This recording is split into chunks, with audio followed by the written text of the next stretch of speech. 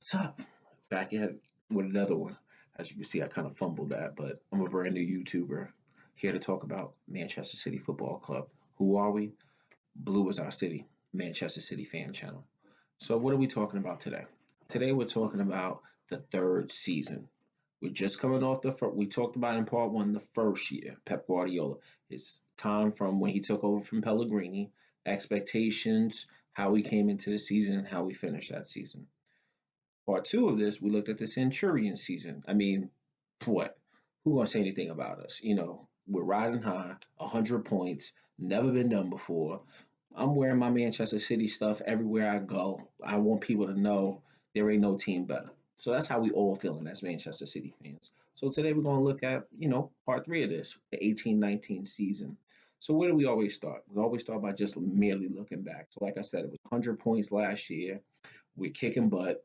And ideally, as I go through the series, I always try to talk about the highs and lows. But really, are there any lows with a 100-point season where you kicking butt? You Centurions, there ain't nothing to tell us. Like I said, we riding high. We had coming into this season, what was the chatter about? What were people talking about prior to coming in? Some critics had City finishing, number one again, like most pundits did. I mean, as I did my research for this, and I remember at the time, nobody was really talking about other teams. Yeah, some people might have a few rumblings here and there of other teams, but it wasn't really much that they were going to talk about. And the reason I believe that is just because Chelsea just didn't strengthen. We knew Liverpool made several additions, so we're gonna get to Liverpool as we go through this.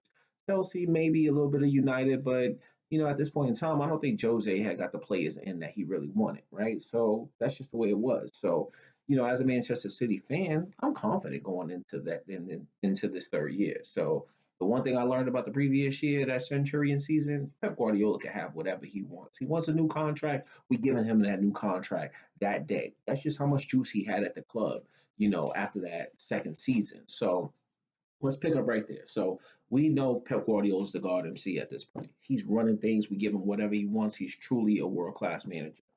We got a chance to see in the previous season. And, we got a chance to see Walker, Mendy, Danilo, Edison, Bernardo. Laporte even came in January. So things were looking great for us.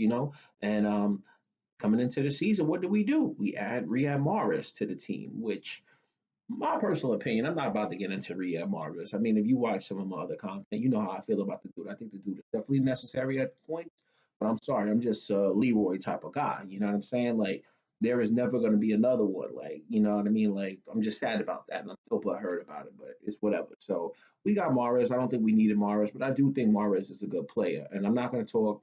If you haven't been watching this or you watching this series, one thing you'll find out about me is I'm not going to talk about signings and transfers and Champions League like that. I'm merely just focused on the Premier League, but I'm not going to really talk about signings and transfers like that either. I'll touch upon them a little bit, but I won't talk about them forever. And the reason being is that I think I want to do another series called The Money or some title like that, where we'll talk about how much money Manchester City spent, was it good money, all of that type of stuff. So back at it. So what was the chat about coming into this 18-19 season? Everyone is stamping our names on the title already going into the league. I mean, we just came off a phenomenal year. We add Riyad Mahrez to that. Laporte already came in January, so he's starting to show his muscle, and everybody's predicting that. It's full steam ahead, bro. There's nothing going to stop this team. They already just killed it last year. Yes, we know Liverpool made some additions, but like I mentioned, Liverpool definitely, and I think even at the time, I can remember Stevie Nickel from ESPN FC over here in America. That's kind of what we watch a little bit. I don't have access to Sky Sports and BT and all of that type of stuff like you guys do, but I definitely remember Steve Nichols talking about like he picked us at the time, and that's got to be hard for him because he's a Liverpool guy. So for him to pick us, it showed a lot of like, yo, let's just keep the title with the title holders, but he did say something that was funny. He definitely said that Liverpool, in his opinion, were good on paper because at that point, remember, these guys had not played a game together. So he thought that was going to be good on paper, but he actually picked us. And I think, funny enough, he said something like, but he expected Liverpool to be on our heels throughout the whole season. Ironic coming from him, and we'll definitely touch upon that later. So he even got into the point where he was talking about, why is Manchester City going to be defeated? Who's going to dethrone them? They got Kevin De Bruyne coming back. Kevin's coming off a fantastic year where he was just flexing. I forgot what Kevin's numbers were, but at that point, I think it was something like 8 goals or something like that. And I remember like, oh, 16 assists. That's what it was. Um, Several chances created. The only question I got for Stevie is that Stevie kind of jinxed my man Kevin because we all know what happened if you're a City fan. But let's get into the start of the EPL season. So first up, who we got? We got Arsenal. We got Arsenal at the Emirates, and it's always love when it's Arsenal. But not when I say love, meaning like I watch their content. I keep up with Arsenal stuff. Shout out to AFTV and all the guys over there. No animosity. We riding high. I ain't got nothing to really be griping about coming into the game. So, first game up, us versus Arsenal. Like I said, we at the Emirates.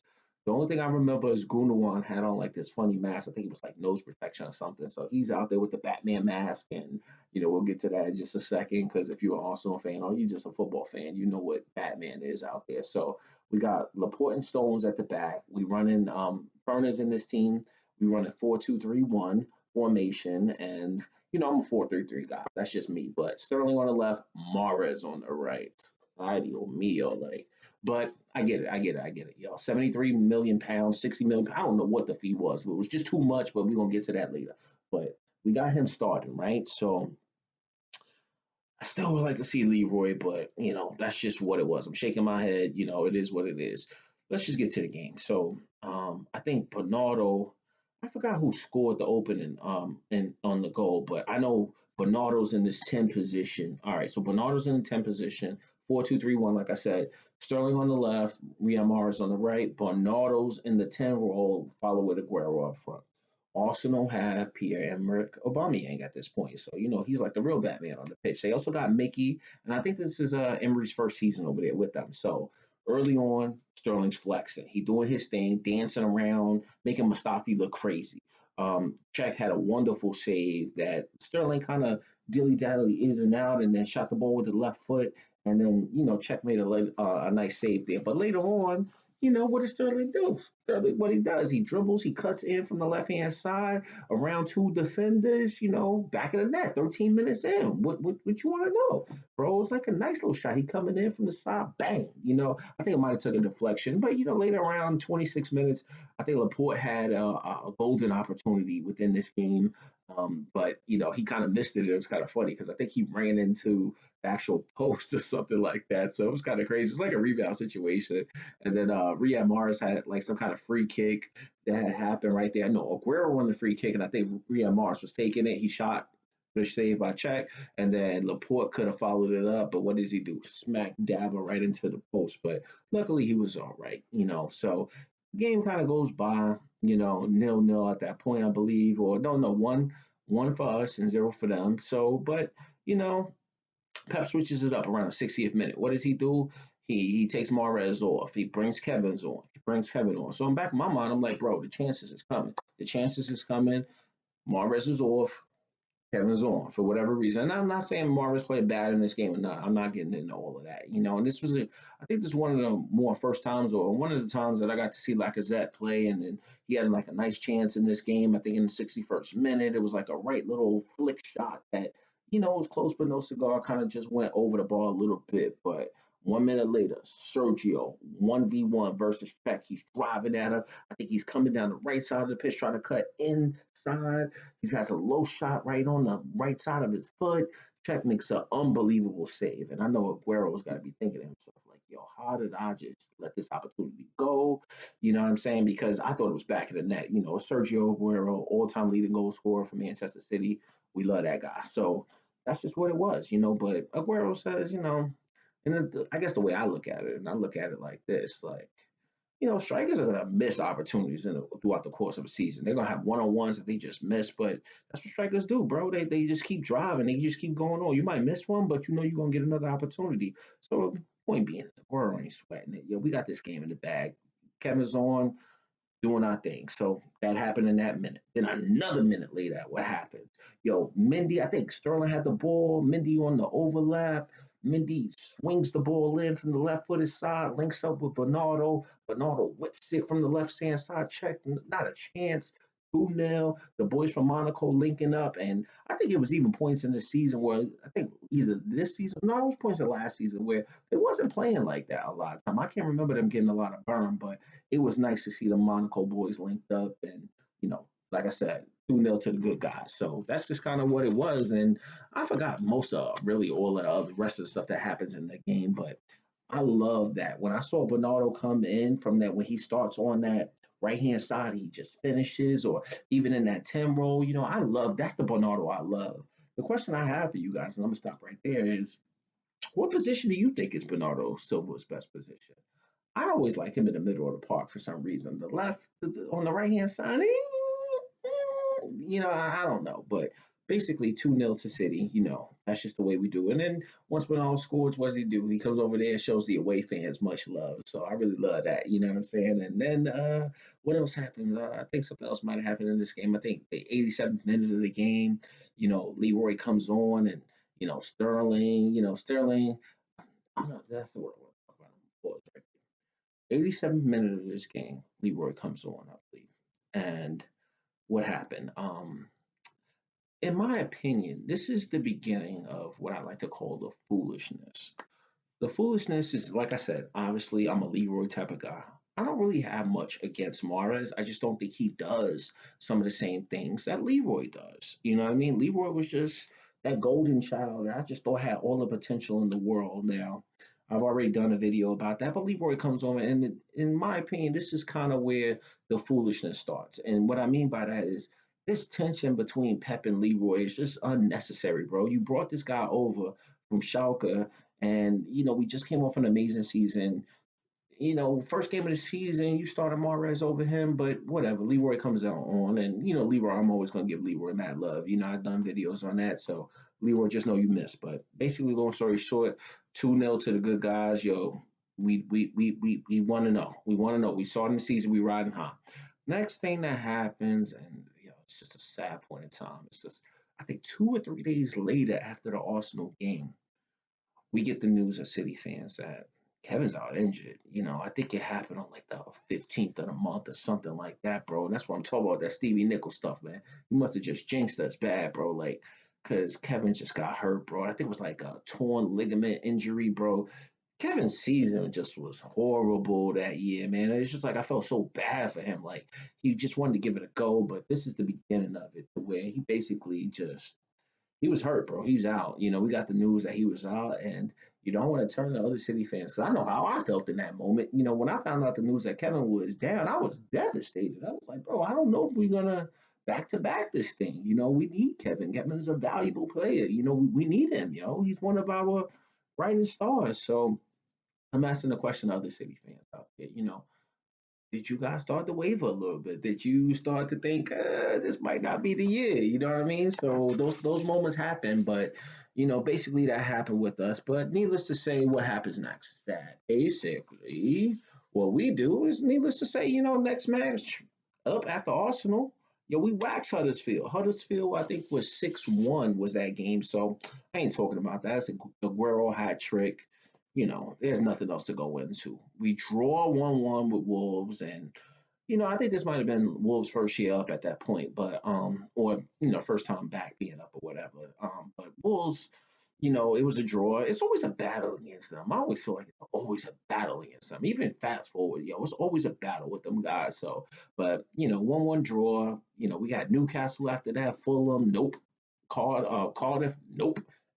Brighton, nope. No point in going into none of them games because they all got waxed basically. So now it's about my favorite time of the year and your favorite time of the year as a City fan. We playing one or two teams at this point. We always gonna get up for United for personal reasons, but it's Liverpool again. So now we face in Liverpool. We 6 wins in, one draw. We at Liverpool, and you already know we always struggle at Liverpool. I can't remember the last time we won at Liverpool. I mean, prior to this match, like it's ridiculous. So as City fans, we know we wanted to win that match, man. Like I was so confident. I was like, yeah, I want to win this match so bad, man, because it's just playing against Liverpool. We know the additions that they had made, and we feeling good about ourselves. We just trying to what are we trying to do as City fans? We just trying to break the curse at Anfield, and I was hoping Kevin could help us, but we got no Kevin. So what do? we line up with. We got Stones, we got Laporte in there at the back with this 4-2-3-1 nonsense. I'm not saying it's nonsense. I know I just said it was nonsense. It's just not my cup of tea. I'm a 4-3-3 who change. Why would I change something that ain't broke? But that's Guardiola. I'm not judging him on that. So we play 4-3, 4-3-2-1, 4-2-3-1 rather. We're playing that, and I think at this point Liverpool might have VVD at this point. They got the VVD, and I think Gomez was playing right back on this in this match. And what I remember that was kind of messed up really was like I think it was Trent's birthday, yo. I think it was Trent's birthday, and Klopp was like, "Nope, you sit down over there, enjoy your cake right there on that bench for whatever reason. But Trent's probably like a young fella at this guy. We at this time we had company that was on the bench, Mahrez on the right. I'm shaking my head again because I wanted Leroy there. That's just enough of that. But you know, he was there. You know what I'm saying? So I get that. What else? But Leroy was Mahrez started. Leroy was on the bench, and you'll start to know, like, if you remember this season is very vital. So when I say Mahrez started and I wanted Leroy in there, that's just my personal preference. But you will see later on throughout the season, or if you guys can recall, why Leroy is needed, and we'll touch upon that too. But the game starts. Honestly, this is a weird match for some reason. Like it's just the energy was dull in this match for some reason. Like we playing at Anfield, and I think the way both managers lined up was like kind of be a little defensive, kind of go for it. It's kind of like the game we just saw, that 1-1 draw, where it was just weird at certain points. You know what I mean? Like, but it was just that type of game. Raheem Sterling gets the ball, he drives.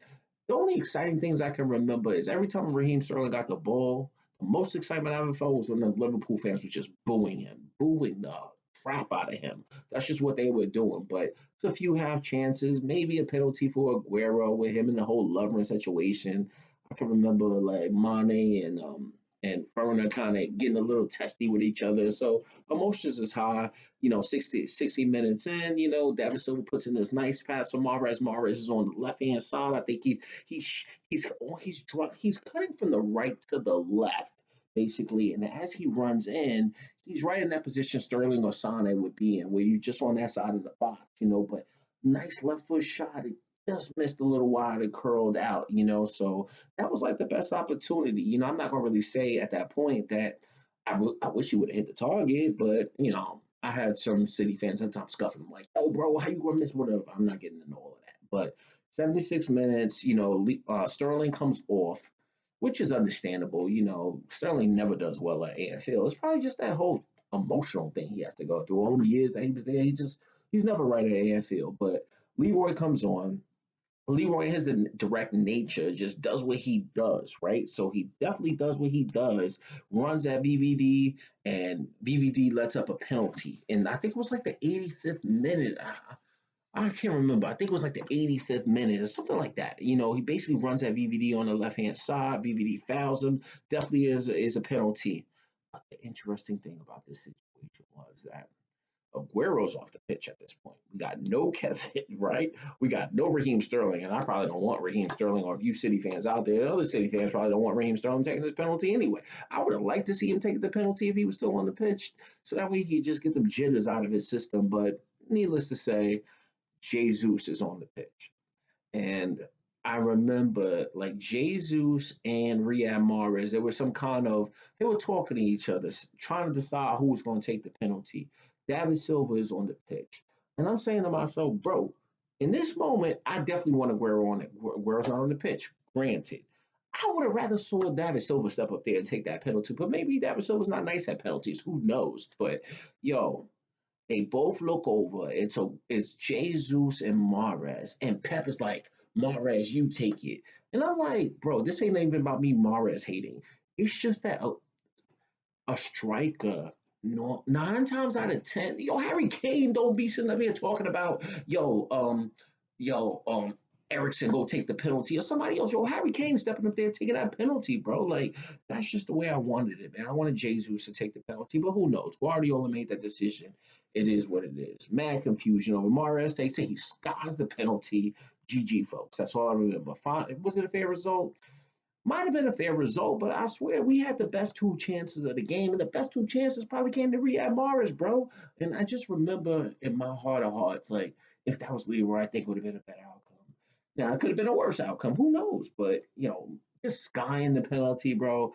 And I'm telling you, like I know there's a lot of Manchester City fans out there who love Riyad Mahrez, but if you want to understand how other City fans feel about Riyad Mahrez, people who have different opinions than you, if you look at this moment, this is probably one of the moments where they kind of start to turn the screws a little bit on Riyad Mahrez and try to be like, I ain't feeling this dude. This is one of those times where the first time people be like, yeah, I'm not feeling this dude. So understand it doesn't just come out of nowhere. We're just kind of going back and I'm showing you along the way. So GG folks, that's what happens. Nil-nil draw. It is what it is. I definitely wanted to win the game. It didn't happen, but fast forward, we played Burnley. Yo, killed them. Tottenham, I'm not going to speak about them in this season. If you're a City fan, you already know why I'm not speaking about Tottenham in this particular season. I don't talk about Champions League, but not going really there in this series. But match day 12 happens. We got United. I'm not going to really go into this that much because at the end of the day, we got a little bit of payback. I think last year at the end of the season, we played them, and red hair, blue hair, Pogba kind of killed us, and Smalling finished us off when we were already winning. So we got a little bit of revenge or a little bit of payback in this game. So it was 3-1 to us. Silva hit him with a little bit of this early. Aguero finished them with a little bit of that. And I think Gundogan said, bro, you already know. So that's just the way it was. Match day 16, we got Chelsea. These are the last two title winners. So I thought this was a pretty interesting match, squaring up. Like I said, last two title winners. We at the bridge. They got sorry ball in effect. And, we got Sterling up front in this match. And, this was another weird match to me. This match was like the battle of the false nines. Like, it was just some weirdo thing. It was like, Pep must have said to himself, yo, I think Sarri's going to do this and let me match Sarri instead of kind of going into the match with, yo, we doing this and let them adjust to what we doing. But basically, it's the battle of the false nines. Sterling's up front, and I think Hazard's up front for them. Man, they end up winning the game, man. We started, I can't even, I just want to be like, yo, they won the game, blah, blah, blah, blah, blah, blah. But I guess I got to go into it a little bit. The only thing I remember is this. Raheem Sterling had some chances early on with some left foot shots and, little shots here and there. 44th minute, I remember something like Hazard was kind of dancing around and kind of got the ball on the left hand side and then ended up passing the ball in to Conte, and Conte just running from a deep line midfield position just finishes it off. And, next thing you know, they up 1-0 in the 44th minute. And next thing you know, I think David Luiz killed us with a header into the box from like a corner or something like that. Man, whatever. It was like 2-0 with 12 minutes left. And I'm like, bro, it's all right. The boys tried, it didn't work. Battle of Force Nines, Chelsea ends up winning. Um, what was it? What else was it? First loss of the season. So it was kind of a little bit of disappointment, man, because at the end of the day, I think we were 21 games unbeaten at this point, man. We was rocking and rolling, and I just felt Pep overthought this one just a little bit. But that's just my personal opinion. He just overthought this one just a little bit. So, that's what I'm not tripping, bro. It's really our first loss, so whatever, whatever. We got Crystal Palace next, and that was really a bad loss. And I'm not gonna really touch upon that because at the end of the day, I think if you remember this game, you remember Andros Townsend hitting some kind of shot. It was like some miracle wonder shot, bro. Like it was ridiculous. We ended up losing to them 2-3. I think it was at our place, and it was one of the goals of the season, bro. It was whatever, whatever. So it is what it is. We going to start the new year right after Christmas, and now we got Liverpool again. Now we got Liverpool again. And it's important to remember, this game is at the Etihad at this point. The only difference is that, we trailing Liverpool at this point. Liverpool is out in front of us, and Liverpool, like I'll let a Liverpool channel tell you about what happened to them at this point in the season. I mean, it was ridiculous, but needless to say, we got Liverpool. I think it was on January 3rd, and I know we need this match. I'm like, I think all City fans knew. Like, if you're a City fan out there, you watch this content, please feel free to like the video. Please feel free to share, but also feel free to comment because at the end of the day, I want to know how you, other Manchester City fans, feel. Because in this moment, I'm saying to myself, bro, we need this. Excuse me. we need this match, bro. We definitely need this match. We have to win this match. So I see the starting lineup. I'm like, yeah, now we ready. 4-3-3 versus 4-3-3. And I love the fact that both managers said, you know what? No foolishness, no overthinking it. 4-3-3, my best 11 versus your best 11. And I really feel like that's the approach both managers took into the game. I got what I want. I got Aguero up front, I got Leroy on the left, and I got Sterling on the right. So I'm feeling real confident. But I know that we had no real shot in beating Liverpool based off our history in recent years. We wasn't gonna beat them at Anfield, but now we at the Etihad, and I'm like, bro, we need this. So the energy is rocking inside the stadium, bro, rocking. We got Laporte at left back at this point. That's what I remember, which was kind of interesting. Do you guys remember seeing Laporte at left back? And I was like, yo. Laporte at left back. I don't know if I like that, but I did like the partnership that Vinny and John Stones had in this particular match, and we come to find out that that was vital. So match starts, like I said, we rocking at the Eddie had 17 minutes in. Salah says nice pass into Mane. Mane shoots. Ball is off the inside of the post, and I'm talking about madness ensues because Stones was trying to clear the ball, and I remember he cleared the ball, but it hit Edison. And in this moment, I'm just going to stop. This was one of John Stone's best moments. Not only probably as a Manchester City fan, I can't really say that what he did at Everton. I'm not going to speak on that, but as far as his Manchester City career, this is the most vital clearance that he has ever done. And I don't care what people be talking about. And I'm not going to say I don't care. That's kind of a little harsh, but I think people have been giving Stones the business throughout the years. And John has made some mistakes. But I don't care what anybody says. So, John Stones, this is for you. I truly thank you in this moment because without that clearance, I firmly believe we would have never won the league that year or the 18 to 19 season. Without that clearance, I firmly believe we would have not have won. And if anybody tells you different, I'm telling you, bro, they don't listen to them, bro, because without that, we are not winning. 39th minute of the game. What happens? Aguero gets the ball or something. I think Aguero might have fell. We got the ball on the left hand side. I don't know if maybe it was Laporte had whipped the ball in, and Sergio must have just popped up in the near post area, gets the ball, does some left footed crazy madness shot right past Allison. It's a banger, 1-0. I'm still feeling nervous, but you could see everybody in the Etihad rocking. Everybody like, oh, I'm so excited because everybody know the pressure was on. We needed this match, and that's just what it was. So we needed that match, and I'm just gonna tell you about this game. Fast forward, I don't care about nothing else that happened from the 39th minute when Sergio Aguero scored until what happened.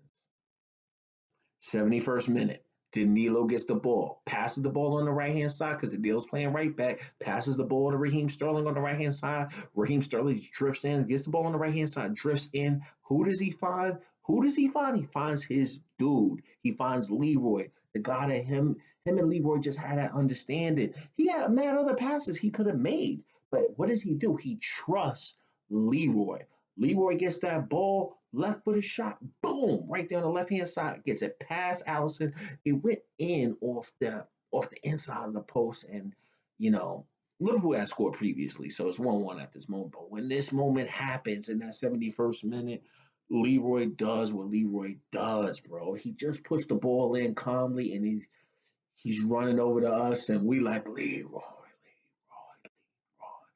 because we felt it, bro. So everybody is so happy as a City fan.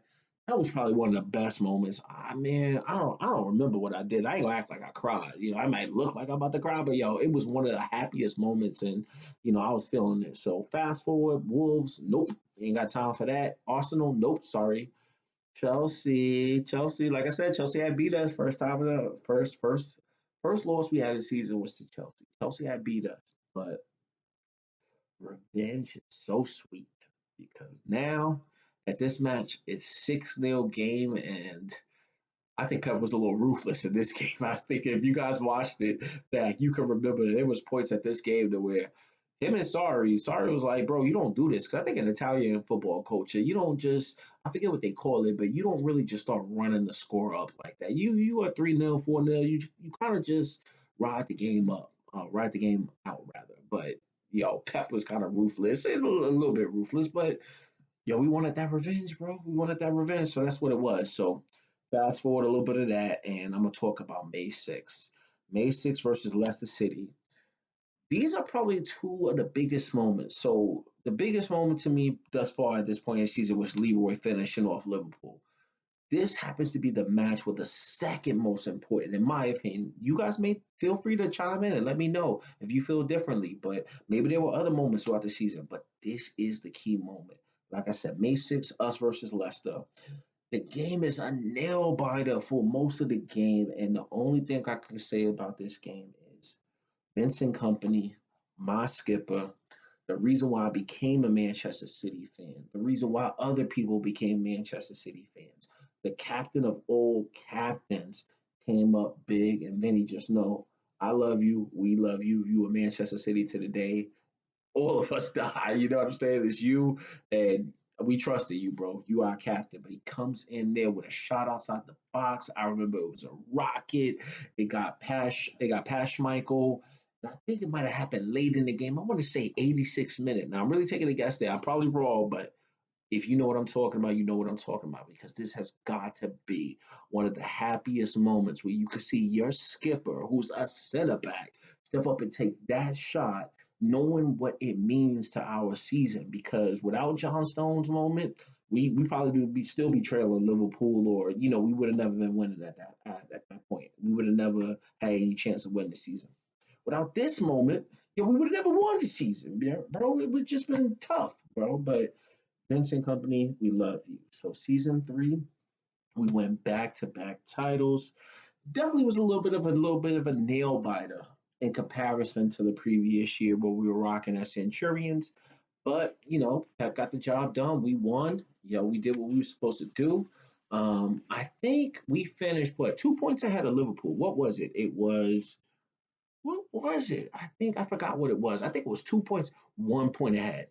The final tally of the table was 98 points to 97 points. And as I close this video out, just know that Liverpool was on our heels. And Liverpool has a very much a history of this. They lost the Champions League final, came back the next season, won the Champions League final. They lost the Premier League to us by 1 point. We will see what happens next year. But to answer the question, does Pep deserve a new contract after his third year? The answer is yes. If the man he won a title previously, he won a title this year. It was a little bit of a nail biter, but Pep Guardiola deserves whatever he wants basically at this point. So that's the end of the episode. I hope you guys enjoy it. Feel free to like the video, subscribe to the video. I'm brand new at this. I make mistakes, but we're going to grow together as a community. And who are we? Blue is our city. Talking about these guys, Manchester City.